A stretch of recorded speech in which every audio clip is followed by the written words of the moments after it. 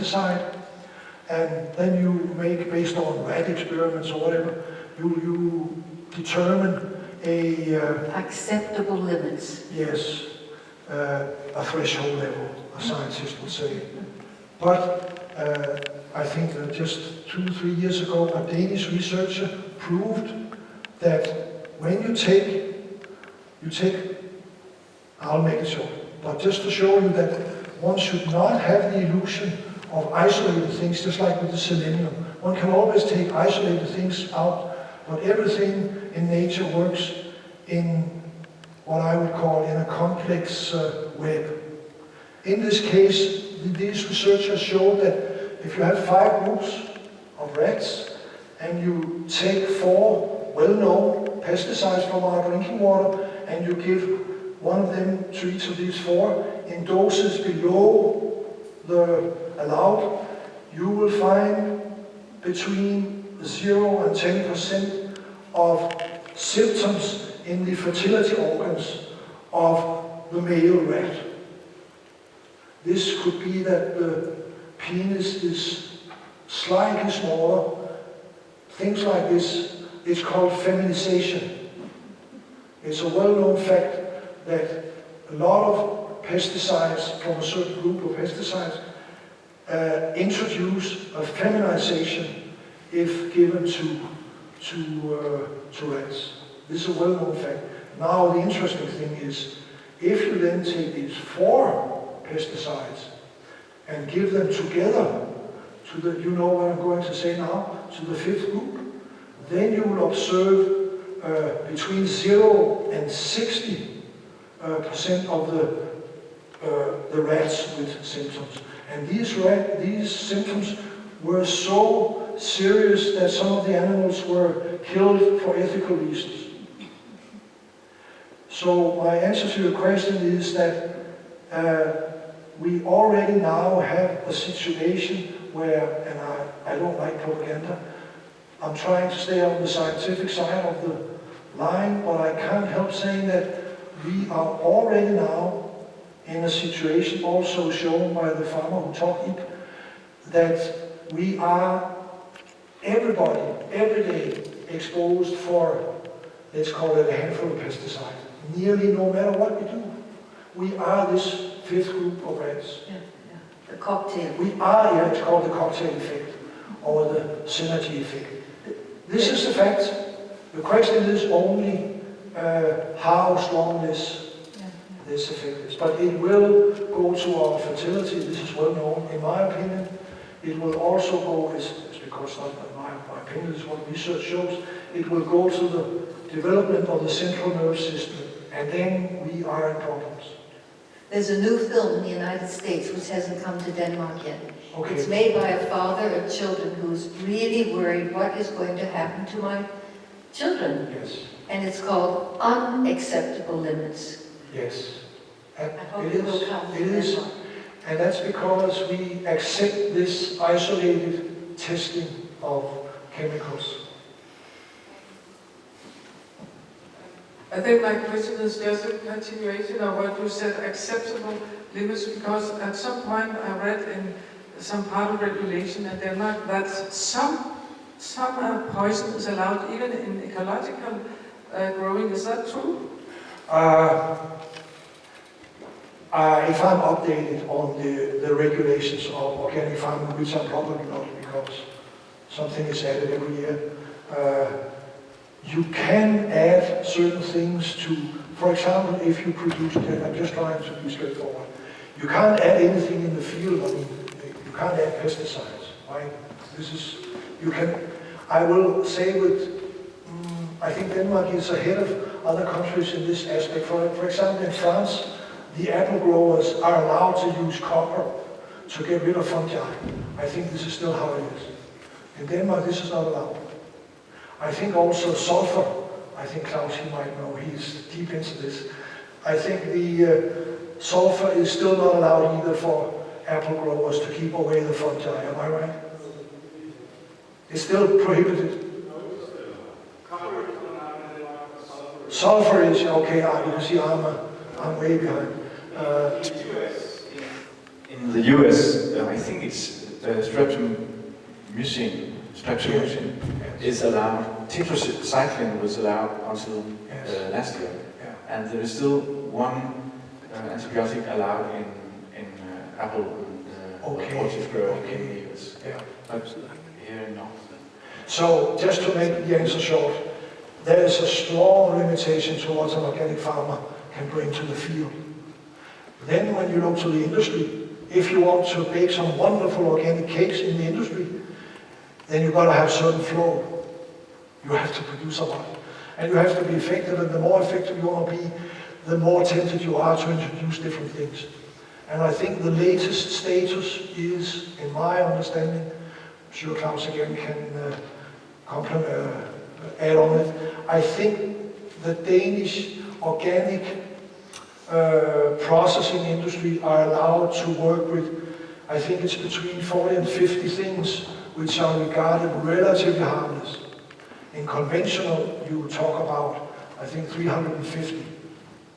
So if you get a conventional cake from, let's say, from France, you must be prepared that you can face 350 compounds. In a Danish organic cafe, you can maximum meet, just to make a joke out of it, between 40 and 50. But you will not meet them. These are things which are used for different products. So I think, honestly, the Danish organic regulations, I think, are strict. Personally, I would prefer that they were more strict, but they're strict when you compare to France. Yes, I have been raised as a farm boy. I have milked cows and helped my father on the farm. Yes. I have been drinking lots of milk, taken from the cow into the fridge and then I drank it. Yes. I skipped off all the thick, fatty part, just the milk. And all my life I've had very big problems with having air through the nose. And in the age of 48, I was told that the milk was a problem. I understand. Even though it has not been treated, and the cows we had back then, I think that was close to your idea of how cows are treated and fed. Yes. But based on my own experience and also a lot of new information about all the children who have problems with milk, I wonder, my personal view is that cow milk is an excellent nutrient for calves. Yes. But why do humans drink it? Yes. And why is it promoted all the time? In China and those countries, they didn't have milk here. I think here, I have to first say with a smile, I'm not funded by the dairy industry. So what I say is hopefully relatively scientifically based.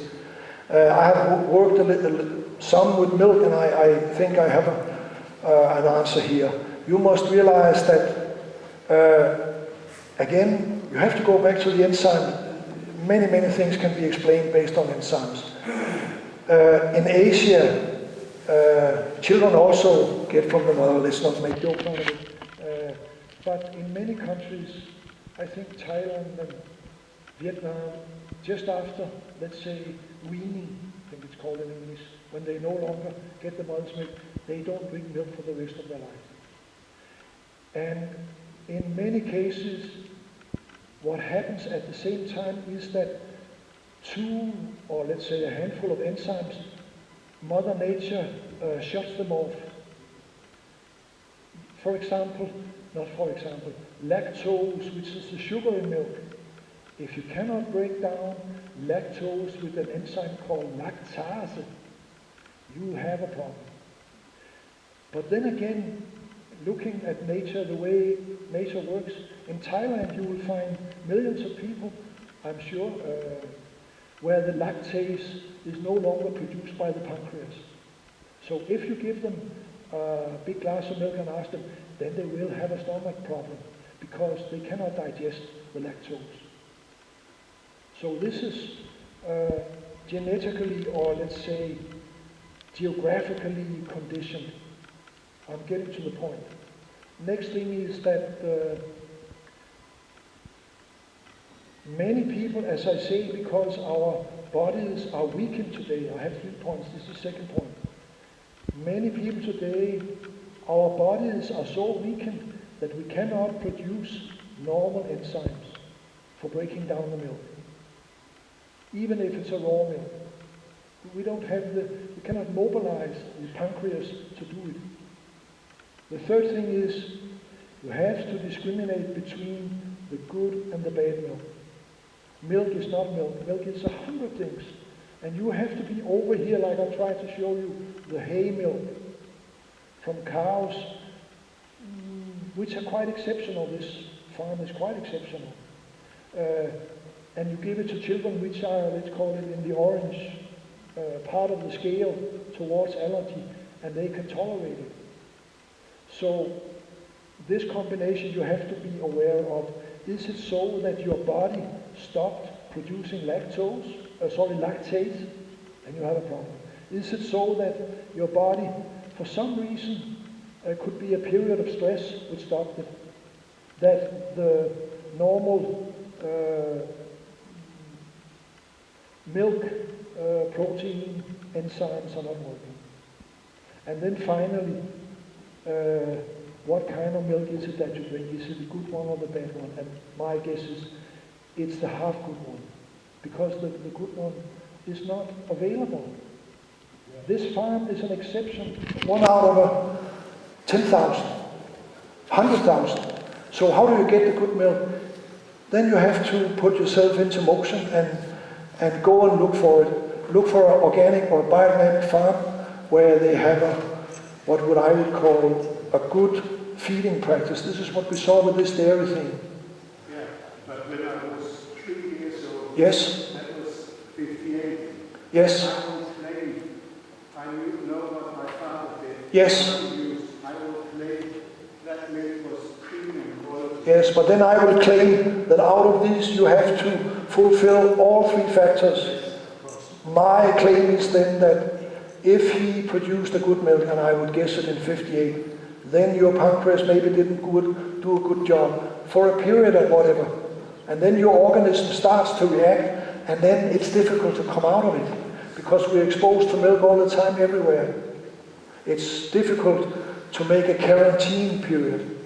But many studies have shown that if children do not have a milk allergy, but they have problems with milk, you can give them a quarantine period of, say, half a year, and then slowly reintroduce a good milk, and then we are on the track again. My personal opinion is that milk, if it's the good milk, is a wonderful nutritional thing for children and for humans, mostly for children whose organs are still being built. As grown-ups, personally, but this is not interesting, but it is my personal everyday practice, I hardly drink milk. I stay with the fermented products, because they are much more digestible. Because you cannot get the good milk up here, you get this here. If you buy organic, and you don't get this here, but you don't get this here, so be a little careful with your stomach and give it fermented milk, and you will see you will come a long way.